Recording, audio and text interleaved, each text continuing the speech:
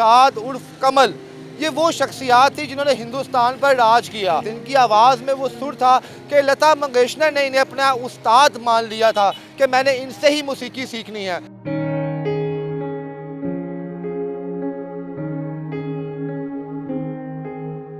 किस तरह एक सुपरस्टार की औलाद आज इस हाल में पहुंची है कि 2 वक्त की रोटी के लिए उसे इतनी मेहनत करना पड़ी है। शबीरुल हक साहब, कमला देवी आपकी वालदा मोहतरमा थी। हाँ जी।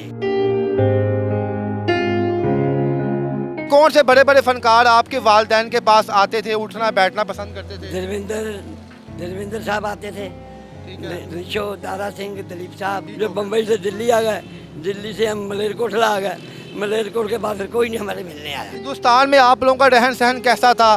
कि आपका शाहाना लाइफस्टाइल था, ये कैसा था? बहुत बड़ा महल था। जब आप पाकिस्तान यहाँ पर आ गए थे तो वहाँ के जो बड़े बड़े फनकार थे वो आपसे राब्ता नहीं करते थे कि वापस आ जाए वहाँ पे? आप अलबेला साहब ने तावन किया आपके साथ? कोई तावन किया? वो तो गुजर गया, 20 साल हो गए। कमला देवी साहिबा आखिरी दिनों में अपने घर को मिस करती थी, हिंदुस्तान को मिस करती थी, अपने बहन भाइयों को। उनके 2 भाई गंगा जमुना आगरे रहते हैं, मेरे बाप ने मिलने नहीं दिया, नहीं जाने दिया। हिंदुस्तान जाने का मौका मिले जाएंगे आप? वो जाने नहीं देते, ये कहते पाकिस्तानी हरामी है। बेटी पार्लर में काम करती है। बेटी पार्लर में काम करती है? हाँ, वो आधा किराया वो देती है, आधा मैं देता हूँ, घर का खर्चा मैं करता हूँ।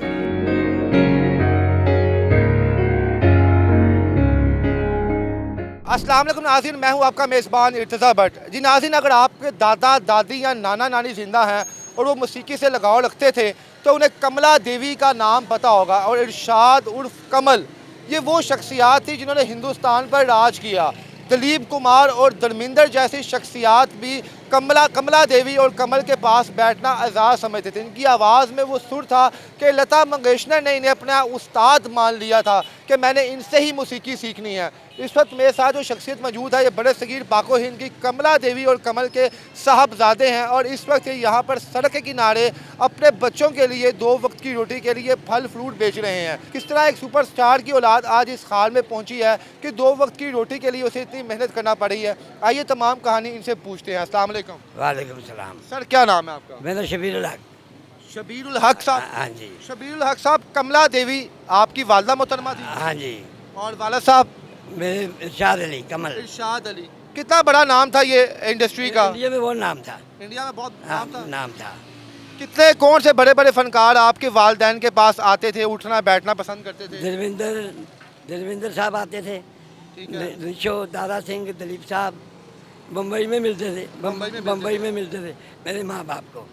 जो बम्बई से दिल्ली आ गए, दिल्ली से हम मलेरकोटला आ गए, मलेरकोट के बाद फिर कोई नहीं हमारे मिलने आया। कोई मिलने नहीं कोई आया? नहीं मिलने आया। अच्छा, आपकी उम्र कितनी थी जब आप पाकिस्तान में यहाँ पर मुंतकिल हुए हैं? सन 65 के बाद हम आए हैं। 1965 के बाद आप यहाँ पर आए हैं? यहाँ आए हैं। किसके कहने पे आप पाकिस्तान से हिंदुस्तान से यहाँ पर आए थे? हाजी अलबेला साहब ने बुलाया। हाजी अलबेला साहब? मेरे हाजी अलबेला साहब क्या लगते हैं आपके? वो मेरी फूफी के बेटे हैं। उन्होंने क्या कहा आपको? मेरे बाप को कहा, मुझे कुछ नहीं कहा। कि आप यहाँ पर मुंतकिल हो? मुल्क के लिए हो जाए, सब कुछ मिल जाएगा। आपको अपना बचपन थोड़ा बहुत याद है? याद है। हिंदुस्तान में आप लोगों का रहन सहन कैसा था? कि आपका शाहाना लाइफस्टाइल था, ये कैसा था? बहुत बड़ा महल था, बहुत बड़ा महल था गाड़ियाँ थी वहाँ पर? शेरोलेट, इम्पाला, डिलक्स। ये गाड़ियाँ थी वहाँ पर आपकी? मेरे बाप के पास, मेरी माँ के पास। अच्छा, जब आप हिंदुस्तान में थे तब आपकी वालदा और वाला साहब गाने गाते थे? हाँ, राजे महाराजों के घर भी जाते थे, महाराजा पटियाला के घर भी गए हैं, मैं भी गया हूँ। अच्छा, जब आप फिर पाकिस्तान मुंतकिल हुए हैं आपकी फैमिली, तो क्या गाना बजाना छोड़ दिया था उन्होंने? छोड़ दिया, मेरे बाप ने भी, मेरी माँ ने भी। क्यों छोड़ दिया था?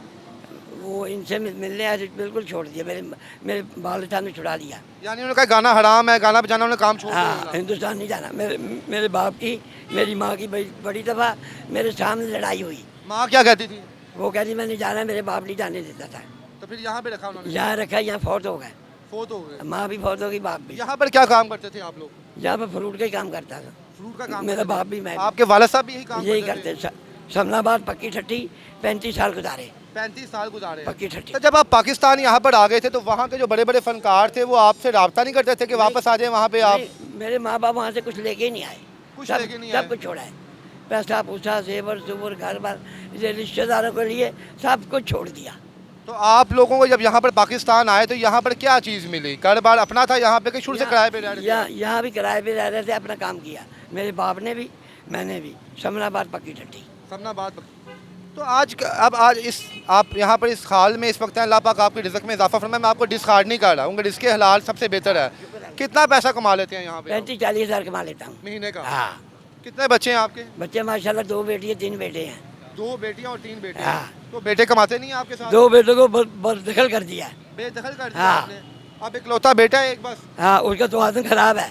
तो आप अकेले कमाने वाले मैं हैं? अकेला कमाने वाला हूँ। कभी सोचा था आपने कि एक वक्त ऐसा भी आएगा कि मैं उस खानदान का चश्मा चिराग हूँ जिसने गाड़ियों में बचपन देखा, जिसने ऐशो इश्रत की ज़िंदगी गुजारी, और आज इस हाल पर हूँ कि मैं 40,000 रुपये कमाने के लिए गर्मी हो सर्दी हो दिन रात मैं काम करता हूँ। अल्लाह का शुक्र है। अल्लाह से मांगते, किसी से नहीं मांगते। आपने बताया कि अलवेला साहब के कहने पे आपका खानदान हिंदुस्तान से पाकिस्तान आया। माँ मेरे बाप उधर आए, उनके कहने पे। अलवेला साहब ने ताउन किया आपके साथ? है कोई ताउन किया? वो तो गुजर गया, 20 साल हो गए। रिश्ते में क्या लगते थे आपके वो मेरी फूफी के बेटे हैं। आपकी थोड़ा बहुत फाइनेंशियली हेल्प करते थे जब उन्होंने देखा कि आपके पास कोई काम नहीं वो है? करते थे मुझे। करते थे जब आपकी? बाहर से आते थे प्रोग्राम, मैडम नूरजहां के साथ मुझे कपड़े कुपड़े ये वह देते थे, वो बड़ी मदद करते थे। तो अब उनके साहबजादे हनी अलबेला साहब वो उनको टाइम ही फुर्सत ही नहीं है। फुर्सत ही नहीं है हाँ, उनको। नहीं है। कभी आपने उनको बताया कि मैं मजबूर हूँ, मुझे मसला मसाइल है? मुझे बताया है, बताया आपने? फोन करता हूँ मैं। क्या कहते हैं आगे से? वो कहते अच्छा घर आना। बस आते होते नहीं है वो? नहीं, घर मेरे घर नहीं आते। कभी कोई मुश्किल ज़िंदगी में वक्त आया कि रोना शुरू कर दिया हो आपने? नहीं, रोता तो मैं नहीं, अल्लाह का शुक्र है।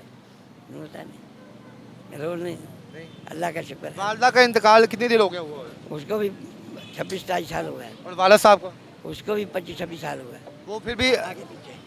तो कमला देवी साहिबा आखिरी दिनों में अपने घर को मिस करती थी, हिंदुस्तान को मिस करती थी, हाँ। अपने बहन भाइयों को। उनके 2 भाई गंगा जमुना आगरे रहते हैं। मेरे बाप ने मिलने नहीं दिया, नहीं जाने दिया। पाकिस्तान से हिंदुस्तान जाने नहीं दिया। बड़ी दफ़ा लड़ाई हुई, मैंने खुद देखा है। नहीं जाने दिया। तो क्या उनको पछतावा हुआ था कभी आपकी वालदा को या आपके वालिद साहब को कि हम पाकिस्तान ना आते, वहाँ रहते तो ठीक था, हमारे घर के हालात ठीक थे? मेरे तो बचपन था, मुझे कुछ नहीं पता। ये रिश्तेदारों को पता है। मैं जब बड़ा हुआ मुझे फिर पता चला है कि सारा कुछ उधर छोड़ा है। मेरे माँ बाप ने रिश्तेदारों के लिए कुछ भी नहीं कर दिया। कुछ भी नहीं किया? कुछ भी नहीं किया। रिश्तेदारों के लिए मेरी माँ मेरा बाप सारा कुछ तबाह करके आ गए। गाड़ियाँ, पैसा, सब कुछ छोड़ा है। आप बता रहे थे कि धर्मेंद्र जो है, जो बहुत बड़ा नाम है, जिंदा अभी भी हैं। वो हमारे गांव के हैं। गाँव के आप? गांव के हैं। फिर धर्मेंद्र साहब से अगर कोई शख्स पूछे कमला देवी के बारे में, वो जानते होंगे, उनकी मेमोरी में होगा। वो ही गुजर गए। धर्मेंद्र साहब दुनिया से चले नहीं, गए। धर्मेंद्र जिंदा है अभी? अभी जिंदा है। जिंदा है। हाँ, उनके पता होगा। वो जानते होंगे कमला वो? देवी, हाँ। जानते होंगे। हाँ। जिंदगी में कोई पछतावा तो नहीं है, दुख तो नहीं है कुछ किसी नहीं, मुझे कोई दुख नहीं है। हैप्पी हैं? हाँ। हिंदुस्तान जाने का मौका मिले जाएंगे वो आप? जाने नहीं देते। जाने नहीं ये कहते पाकिस्तानी हरामी है।